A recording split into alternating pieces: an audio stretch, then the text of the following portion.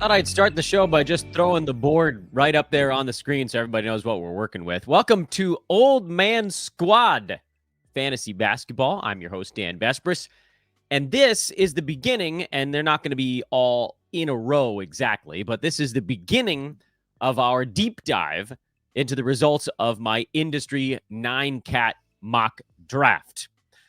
Today, we're doing my team.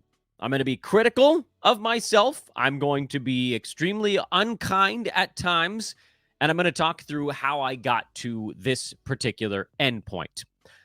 First of all, hit that like button. Before you settle in anything else, just take a second, hit that button. If you have a comment, remember to throw it in there. You can throw in one now. You can wait. You can do it later. I'll remind you. Don't worry. And also, please follow me on social media at Dan Vespris. Follow the network feed on various social platforms now. It's at Old Man Squad on Twitter and TikTok.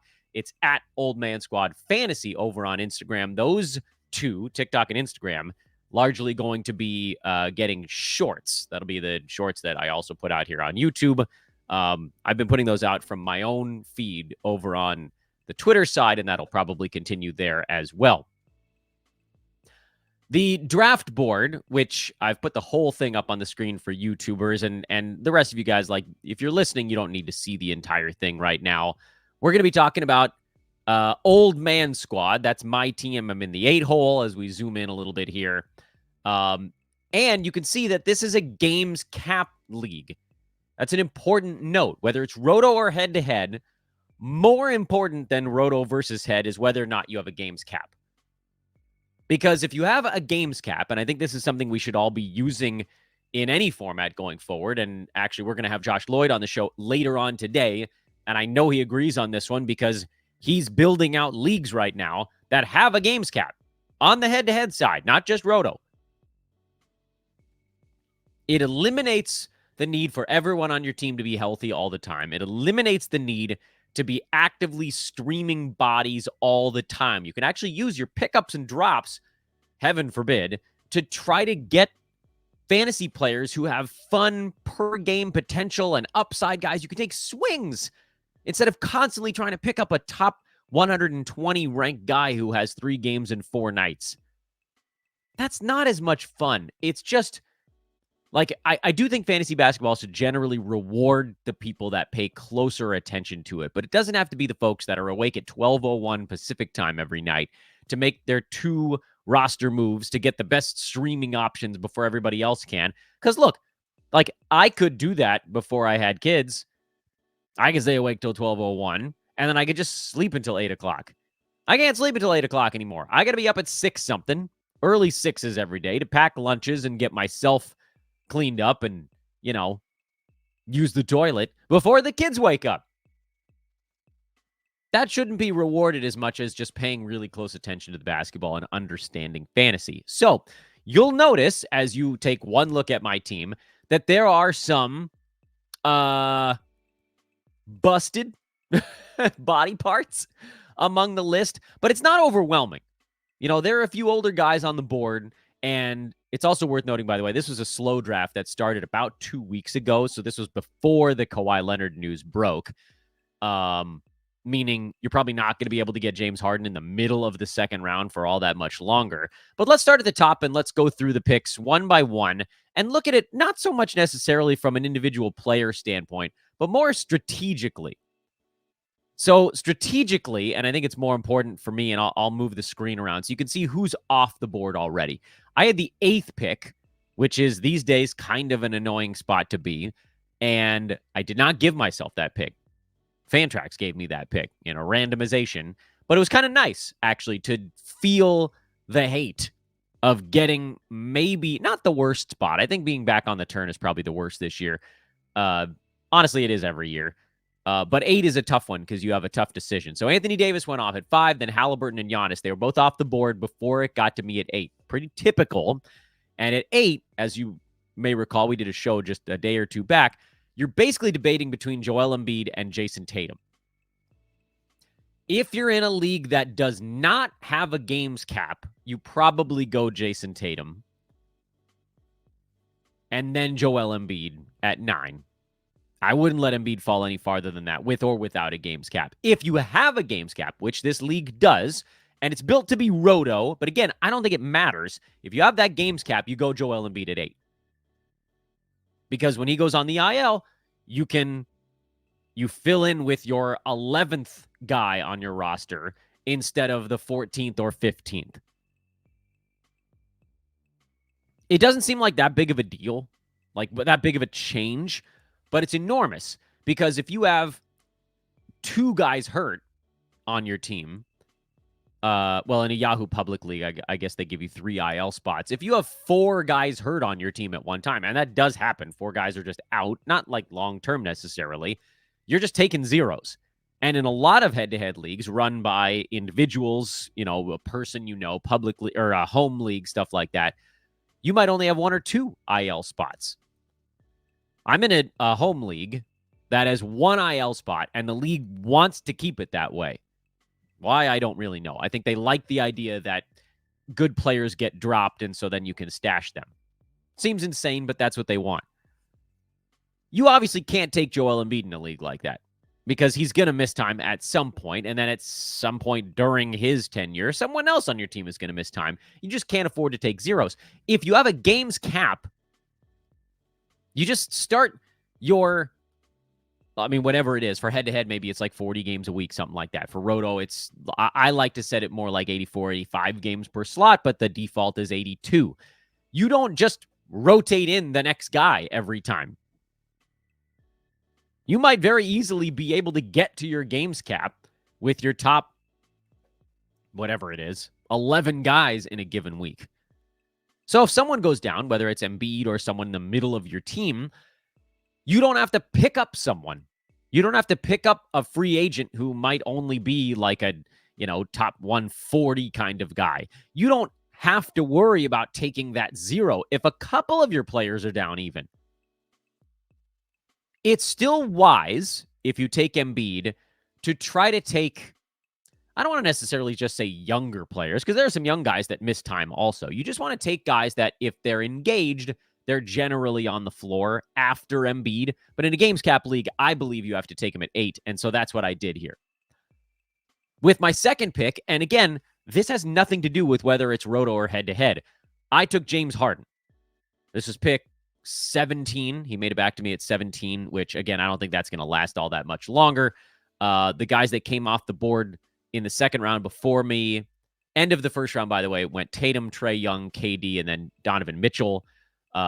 Mitchell and Booker was the pair at the back end of the first round. Then Chet Holmgren went early. That's our buddy Thunder Dan, who we're going to talk to, I think, on the pod next week. Later this week? Next week? I forget. He's a big Chet fan. And then Steph somehow made it all the way to pick 13, 14, 15. I got very lucky that Rhett took Kyrie Irving at 16. That surprised me. I thought Kyrie would have fallen another 4 or 5 slots. But either way, I'm not going to argue about it, and Rhett and I will talk through his build in the next week or two as well. James Harden made it to me. So I didn't even care. Like, when you take Joel Embiid, your first thought shouldn't be, what should I punt? Your first thought should be, how do I ensure that my team can float if he misses 4, 5, 6 weeks in the middle of a season or something like that? But once James Harden got to me in the second round, I didn't even care about anything else. And this, again, was before the Kawhi Leonard news. But of the names that were left on the board, this one required no decision-making for me. The other guys that are still available, think about the names. Anthony Edwards, LaMelo Ball, Scotty Barnes, Domantas Sabonis, Dame, Freddie VanVleet, Lauri Markkanen, Kawhi. Like, the only name of all of those that even registered for me was Domantas Sabonis, but I already had Embiid as my center, so I went a different way.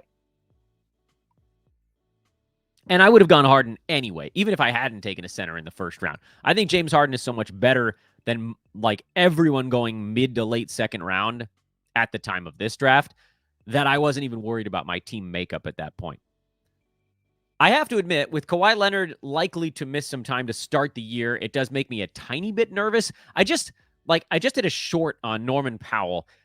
The weird thing about the Kawhi Leonard news is I think we're treating it like he's out for the year, but that's not what they said. They just said that he's like ramping up and probably won't be ready to start training camp, but they still think there's a chance he might be. Like, he's not that far behind. We're talking probably weeks. I'm thinking not months, but probably more than days. But in any event, everyone's like, oh, what if the Clippers are terrible and like not going to compete for a play-in spot? Guys, Kawhi's going to be back. I'll start worrying about the Clippers not competing for a play-in spot. If Kawhi's not back and it's rolling into December, then I'll start to be concerned. But if he's in there like 2-3 weeks into the season, 10 games missed at the start of the year, 15, the Clippers will still be competitive, even if they get off to a little bit of a slow start.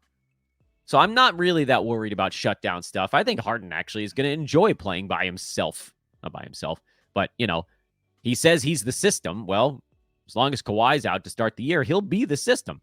Harden likes that stuff, and he knows the Clippers are committed to building around him and Kawhi. So I don't think you're going to get that weird, like, give-up Harden. So for me, this was a no-brainer. I know he's older, but when he's focused, he tends to play games. He doesn't get that beat up. It's always been, if it's anything, it's a hamstring, and that tends to happen when he's overweight, puffy Harden, fat suit Harden, when he was trying to play his way out of Houston. So I'm not worried about this. Third round, this again was a choice between a couple of players. LeBron was still on the board at 3-8, which is pick 32. The guys that I would have looked at that were already off the board, Tyrese Maxey, if he had fallen all to me, would have been, I think, okay, because there's like a little bit of a Joel Embiid handcuff built in. Paul George, same general story there. Jalen Williams went 25 in this one. Some of that, I think, was because it's a roto league, but I knew with experts he wasn't getting back to me. So my choice really here at 32 was between Jalen Johnson and LeBron James. And that was pretty much the only two players I was considering. Jaren Jackson Jr. was in consideration, but not really in the same conversation as those two guys. And this one, I went younger. LeBron is older. He's going to sit basketball games. I know everybody thinks the Lakers are going to be dog doo this year. I think they're going to be fine, and they're going to trot out basically the same lineup that they did at the end of last year, which was working. And I think J.J. Redick, for all of his inexperience, is more committed to optimizing what they have. So I think the Lakers probably get off to a perfectly fine start. And if they're perfectly fine throughout the year, that will afford LeBron James some games to rest. So I know Jalen Johnson actually missed more games than LeBron did last year, but I just went youth on this one in the hope that that's a thing that doesn't stick. That Jalen Johnson, just young legs. I'm hoping he's healthier than LeBron, and that's the only reason that I went that way with this pick, because I think both of those guys have top 25 per game potential, and I was able to get either one at number 32. And then sure enough, Rhett Bauer took LeBron right after me, and that's pretty much how this draft went. And it'll be funny, when we have the Rhett show, you guys are going to hear us talk about how we basically just drafted the other dude's player every single time. So my team so far is Joel Embiid, James Harden, and Jalen Johnson. Again, this is a roto league, but if you want to look at it from both standpoints, my team is extraordinarily well-rounded and powerful right now. Not great in turnovers after the first two. Jalen Johnson, his weakness is free throws, but I have Embiid and Harden, so I really don't care about that. I personally think I'm building a freaking juggernaut. Head-to-head roto, I don't care. The only thing that I needed to make sure I had here was a games cap. And frankly, even if you don't, this is still a Mondo team. It's just going to have some weeks where it sputters when Embiid is out, if you're talking head-to-head. If you're talking roto, this team is power blasting everyone. Points are good. Threes are pretty good. Maybe not my strongest point. We'll have to shore those up at some point along the way. For roto, if you're head-to-head, maybe you start to lean the other direction. Rebounds are good. Assists are good. Steals are good. Blocks are pretty good. Not great, but not really problematic. Harden's pretty good shot blocking guard. Jalen Johnson is mid-tier. Embiid is pretty good there. And so at this point, I'm looking at the team, and again, I'm drafting to be a well-rounded team. Look, like, the simple fact is this is a roto draft, but just treat it, if you're watching this and you're playing in a head-to-head league, just treat it like we're going for a well-rounded head-to-head team. And I'll talk through strategy on today's show of what you might do differently if you're thinking about punting something. At this juncture, if there was anything I was going to punt, it would have been 3-pointers. But I don't think I had to. There's literally nothing that I had to punt with this team. Threes are probably lower. I think Harden's going to hit more than 3 a game, but, Embiid at 1 and some odd, and Jalen Johnson at probably 1 and some odd. That's behind most of the teams, but everything else is very, very good. Like, real good. Field goal percent, maybe a little more middling, but that'll be fine. So basically, when it got around to me in the 4th round, I wasn't hunting any particular category to start. The guys that came off the board that I was considering, as I mentioned, Jaren Jackson Jr., if he was still there, I would have gone him. Cat, if he was there, I would have probably gone him. And then Derek White was my 3rd choice at that juncture because, again, my team was good at everything. So I figured, fine, I'll just take a guy who's also good at everything and kind of delay this idea of what do I want to try to shore up as the draft goes on. Derek White is the perfect delayer. He's going in the 4th round. He's probably going to be a 2nd or 3rd round per game guy who, some of that is because the turnovers are not that high, but most of it is because he's just like not great. He's fine at scoring. He's decent at threes. He's fine at rebounding. He's fine at assists. He's good in steals and blocks. Percentages were pretty good. He's not going to hurt you anywhere, and he's not going to be the big elevator either. But Rhett took Derek White. So I went with my next choice, which was a debate between Myles Turner and Cade Cunningham. I didn't want to go Cade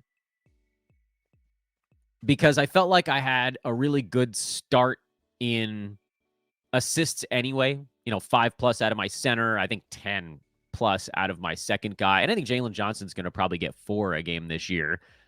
So I thought, all right, well, my choice here is, do I get the guard or do I just take the guy that I think is going to be quietly a decent value? And so I went quiet, decent value with Myles Turner, who's admittedly not a super exciting play in the 4th round. In my opinion, the first 3 guys, and I know everybody's like, oh, Dan, the Embiid and Harden, those aren't exciting. I'm excited by those dudes because I think they each beat their mark per game. I think Jalen Johnson beats his mark per game.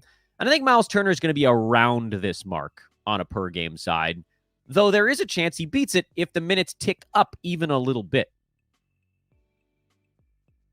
The nice thing about Myles Turner, and one thing that I was considering at this point was, hey, I'm getting one of the last remaining centers who has good percentages and hits threes.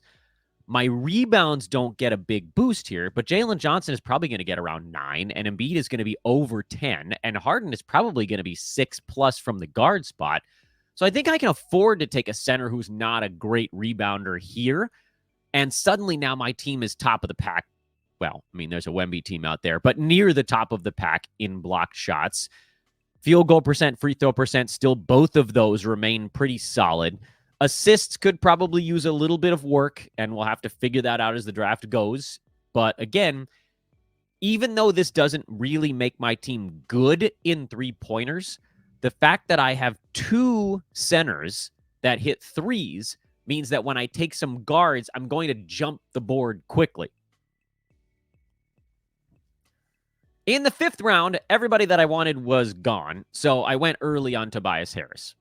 That was the long and short of that one. I didn't think anybody was going to get to me that I wanted in the 5th round because being kind of late 5th is a really tough spot to be.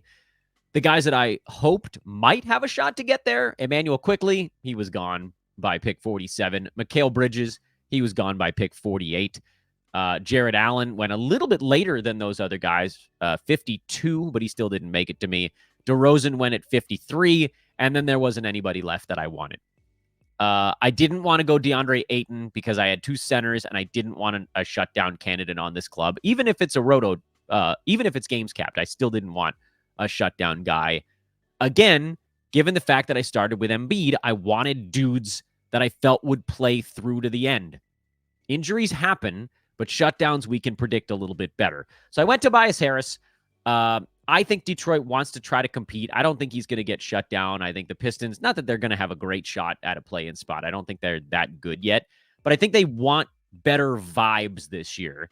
And so this is the kind of season where if there's a Tobias Harris shutdown, it's going to be when they're mathematically eliminated, and that's usually in the last 10 games of the year, which I'm not super worried about. Roto or head-to-head. Head-to-head, your season should be over by then. Roto, you still get, high 60s to low 70s in games before the plug gets pulled. And Tobias, who, he was like, I couldn't get Derek White in the previous round, so I went Tobias Harris in this one.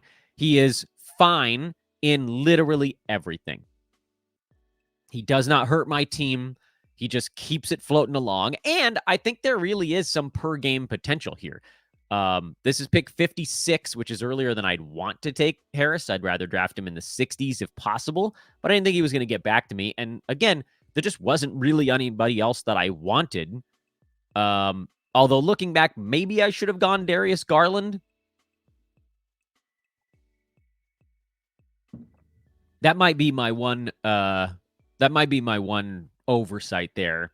Looking back, because I did end up going very Dan Besbrisy type of picks after Tobias Harris, and perhaps this was the time to just go get that last, 6 to 8 assist guy who also scores and make up for his poor turnovers and poor field goal percent a little bit later. Because after my first pick, Jalen Johnson, Myles Turner, those guys are not super high turnover dudes. I wasn't really in a bad position there anymore. But it is what it is. I took Tobias. I think this was a spot where I was like, look, this is a guy that I think can beat this mark per game. My turnovers now are actually becoming a strength of my team somehow. Rebounds are still good. I got good rebounds out of a forward here in Harris. Steals and blocks are fine. I think steals are probably a little bit problematic. Blocks are great. Threes are still kind of low. So I'm starting to struggle a bit in guard stats, which, by the way, shouldn't surprise any of you. I've only taken one guard so far in the first 5 picks. Well, luckily, I took care of that in a minute. So Garland went at 5-11, 59. Isaiah Hartenstein went at 61. I thought I might have a prayer of getting him here. And I know that would have been another big man, but nope. And then Mark Williams, Rhett did it again, took another one of my targets at 64. So once again, I was left with a bunch of guys that I didn't really want all that badly. If I wanted to target assists, I could have gone Josh Giddey or D'Angelo Russell, who went towards the end of the round. I went a little bit less hard on assists with Bradley Beal, who's probably going to get somewhere in the 5 range this year, but I love the efficiency.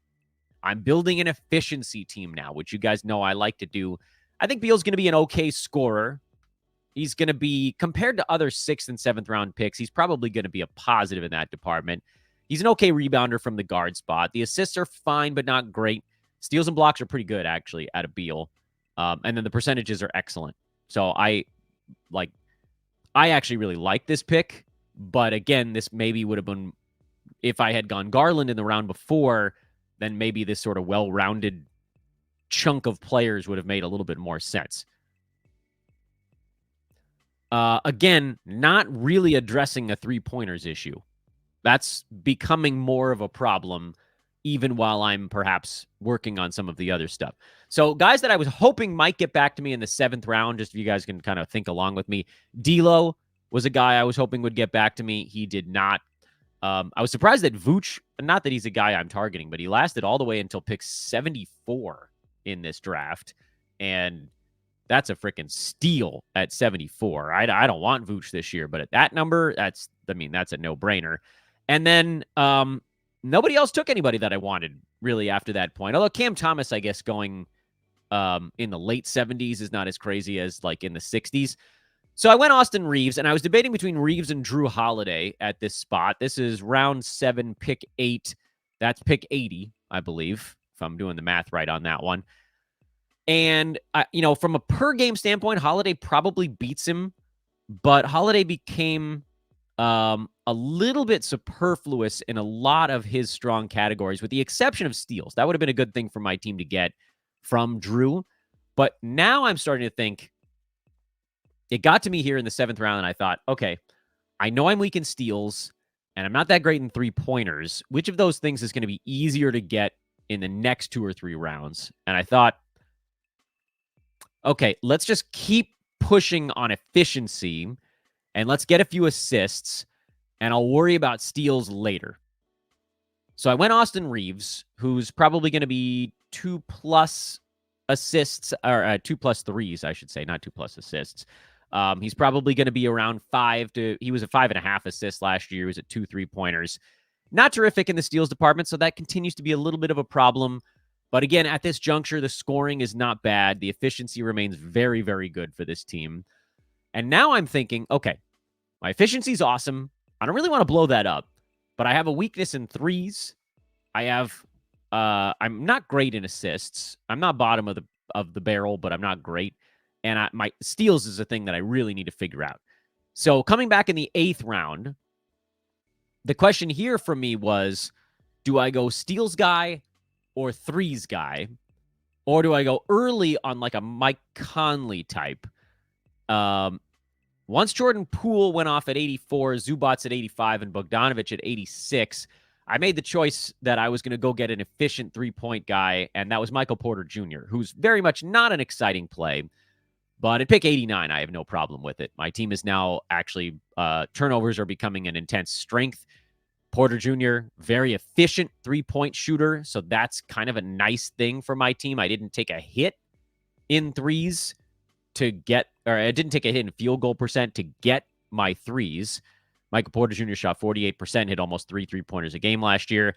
I still have a problem in steals, but I'm getting 17 points a game. And, I mean, maybe that's a number that goes up depending on the health of Jamal Murray and KCP being gone, whatever. But, you know, I think around 90, he's a perfectly reasonable pick. Coming back to me in the 9th round, at this point, I was like, I need a steals guy, and I need them bad. So Jalen Suggs was someone I was watching, but he went off at 8-9, which I believe is pick 93. I wasn't going to draft Okongwu here because I had plenty of big men, but he went off at 98. Jonas Valanciunas went off at pick 100, just in terms of guys that I was keeping an eye on. Herb Jones went at 101. He was the other steals guy I was watching. And then one last steals guy made it to me. Thank the good Lord he did. And that was Alex Caruso, who, again, I didn't even really have to think about this one. Because my team was so weak in steals, I had to go get a guy that could give me close to 2 steals a game. And Caruso was at 1.7 last season. And I wasn't about to go get Marcus Smart because he stinks in too many categories. Caruso also had 2 3-pointers a game last year, so that was part of the thought process here. Straight 3-and-D play, didn't have to think twice. And then I was just like, please let Amen Thompson get back to me. And, of course, Rhett Bauer took him in the very next pick. There was no chance that was going to happen. And then, at this point, I was like, all right, I don't really have a target, per se. Let's just see who's there. And, of course, industry pros took everybody I wanted. Daniel Gafford went at 9-12. John Collins and Draymond Green went right. Oh, no, sorry, I took Draymond Green. John Collins went right before me. That was going to be my pick in the 10th round. And then I just went Draymond because this is, by the way, after. So if this was a head-to-head league, I don't know if I'm taking Draymond here. But at the same time, yeah, I think if this is head-to-head, I probably don't worry about assists at this point. But it's Roto. So this is at the 10th round. This is really where I started to treat it more like a Roto team.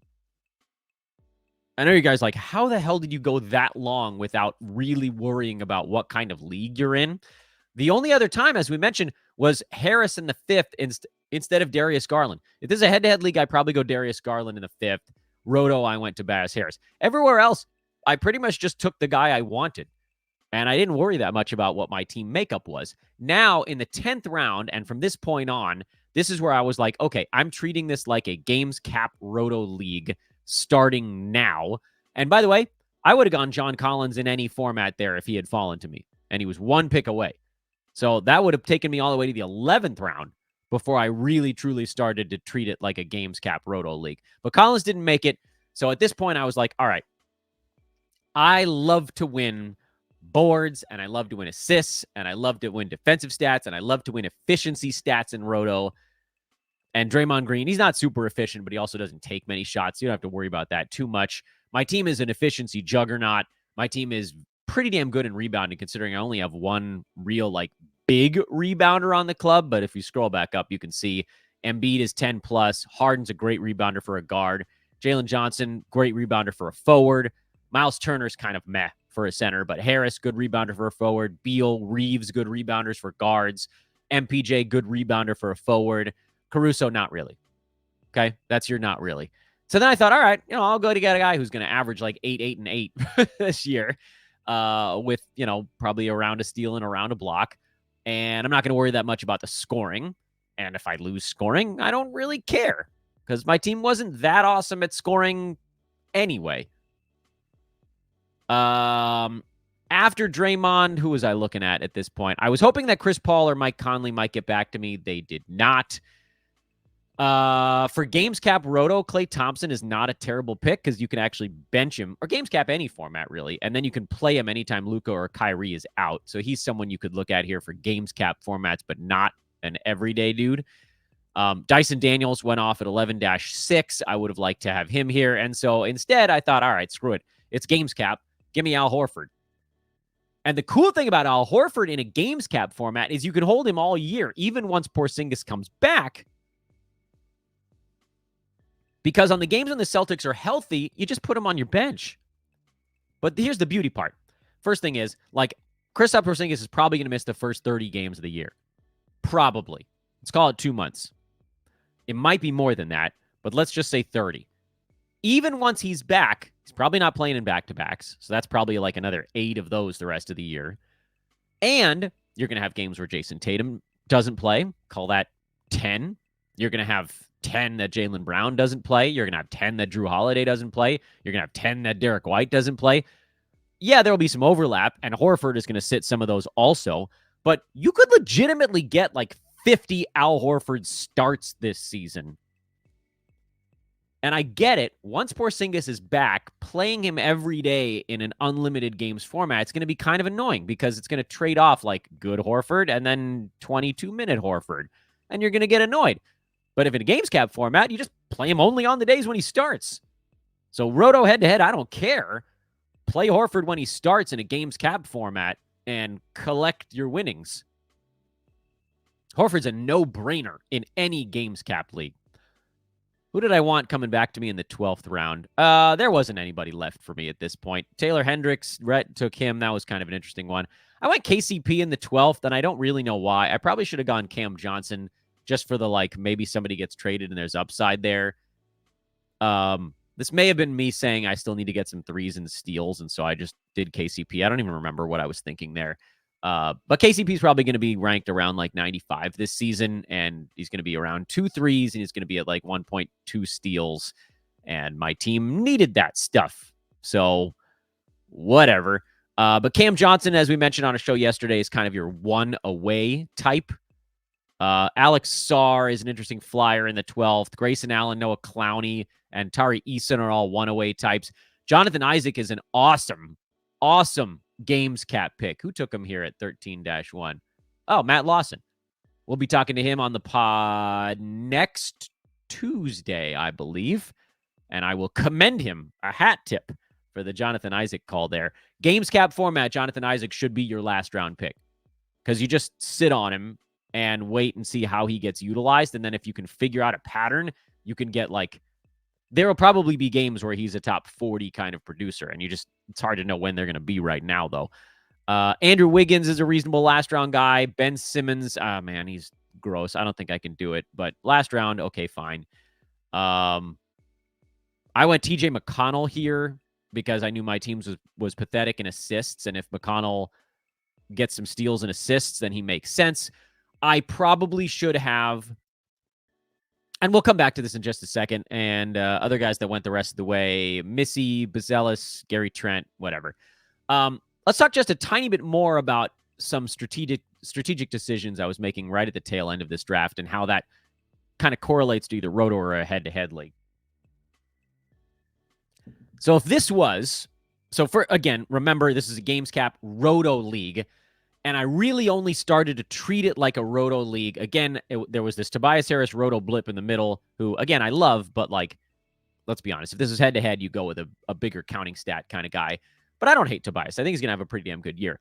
And then here at the end, Al Horford was a games cap only play. Draymond Green was more of a roto play to just shore up some stuff. And like, I knew that when I got to my 10th round pick, my team was weak in assists and steals, and threes were better after the Beal, Reaves, Porter trio here, because Porter's going to be up near 3, Reaves is going to be near 2, Beal's probably going to be near 2. That made it a little better. But like, at Draymond Green, after 9 rounds, my team was not great in 3-pointers, not great in scoring anymore. Not horrible, but not great.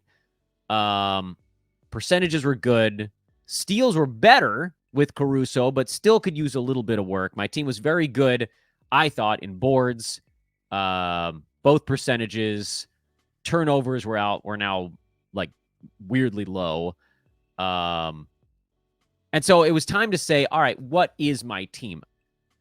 If it was head-to-head, my team would be probably a punt points team from that point on. And honestly, that's a little bit what I did here. Say, you know what, screw points.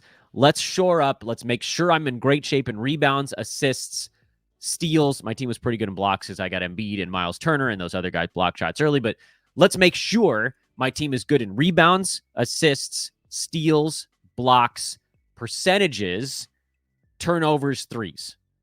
Probably in that order. That's a little bit what I did, actually. So Draymond Green, like, even on the head-to-head side, this kind of makes sense. Say, okay, like, let's get some steals out of a big. Let's get a few more blocks. Let's get board. Let's get assists out of a big man. Let's get that category back in the mix. The other direction you could have gone there would have been punt assist, but I don't really know what players would have been a perfect fit for that. Like, maybe you lean into big man categories. But in any event, that is kind of what I ended up doing here towards the end, which was stay really good in turnovers, win percentages, get better in steals, blocks, and I should have probably done a little bit more in threes, but that was kind of the KCP thing. But again, like Horford, good passing big man. He'll probably have 3+ assists. McConnell has a shot to do in that 4 to 6 range. Draymond Green is going to be in that probably, 5.5 to 8 range of assists. And so that was my opportunity here at the end to say, look, if I'm going to punt points, I got to make sure that I'm good enough in enough of the other things. And I felt very confident that with one more rebounder, rebounds, blocks, both percentages and turnovers were in really good shape. But I wanted to make sure that I got some steals. I wanted to make sure that I got assists and threes were sort of like the next grouping. So that's why I went with those last 4, was to shore up that stuff that was okay, but needed a kick to win it, half the time or more. And that's kind of the way you should think about a punt. You're going to punt one category. You're not going to be great in the other 8 if you're in any kind of competitive league. You want to be great in 5, and you want to be good in 2 and serviceable in 1. That's what you should be aiming for. If you can do better than that, outstanding, but that's the target. And so at the end of all of this, I think my team was like, okay, I don't know if I'd say great in blocked shots at this juncture, but like I got huge blocks out of Turner, good blocks out of Embiid, Harden, Johnson is decent, Beal, pretty good shot blocking guard. Caruso's a good shot blocking guard. Draymond's going to get some blocks. Horford's going to get some blocks. I think my team is quite good in steals, blocks, field goal, free throw, turnovers. I think those are the 5 best categories for my team. I think the next best category is probably assists over threes because of some of my late picks, but not great. Again, decent. I've lost track of the different categories I've already talked about here. Anyway, you guys get the point. I've lost the thread. Anyway, we'll go through it like piece by piece. Threes are like That's probably like a 50-50 play most of the time, or maybe slightly less than that. Points I'm going to lose most of the time. I'll beat 1 or 2 teams, but not often. Rebounds, I'm going to win most of the time. Assists, I'm going to win some of the time. Steals and blocks, I'm going to win a lot of the time. Field goal, free throw, I'm going to win a lot of the time. I'm going to lose to the teams that are like hard charging one or the other of those in a head-to-head format, and I'm going to win turnovers almost every week because the only assist guys I took, Harden's a relatively high turnover dude, but the other guys that get assists on this team are not high turnover guys. Now, there aren't that many of them, mind you, like Draymond, TJ McConnell, and that's why that's a category that is okay, but not that good. And it's also, looking back, why I probably should have gone Garland in the 5th instead of Tobias Harris. Hindsight. I didn't know. I thought maybe I'd have a shot to get Chris Paul or Mike Conley down near the end if I decided I was going to punt points. I didn't get them. Okay, well, my team's still okay. It's not perfect, but no team ever is. And so that's my team in this 9-cat industry mock. Again, it is a games cap format, which explains why I went Embiid over Tatum in the first round, but and Al Horford in the 11th. But otherwise, everything else you can pretty much port over and just call it kind of a team that ultimately ended up being a punt points team. Happens to me a lot. I just love these guys like Caruso and Draymond and McConnell and Horford that don't score at all, but do all these other things on low turnovers. Good assist to turnover ratio guys, too, blended in that bunch. We'll talk about Josh's team a little bit later on today. Josh Lloyd will be joining us for the afternoon affair. We can go ahead and put a pin in this one for now. Again, a reminder, if you have any thoughts on this one, head-to-head, roto, whatever, pop them in the comments section. Hit that like button before you go and follow on all the different social platforms. I'll make sure that those flash up on the screen for those that are watching. But for those that are listening, at Dan Vespris, that's me. I'm me. On Twitter, at Old Man Squad on Twitter and TikTok, at Old Man Squad Fantasy over on Instagram. TikTok, Instagram, going to get shorts for now, unless someone decides they want to do fun graphics for me. But I ain't got time for that. Sorry, everybody. Thanks for watching our morning episode. Again, whatever you can do to help this thing bump up the algorithm, I do appreciate it. Make sure to subscribe. Please subscribe. We got to keep growing this monster, and a 5-star review on Spotify or Apple also goes a long way. Have a great midday. I'm Dan for Old Man Squad. I'll see you guys in a little bit.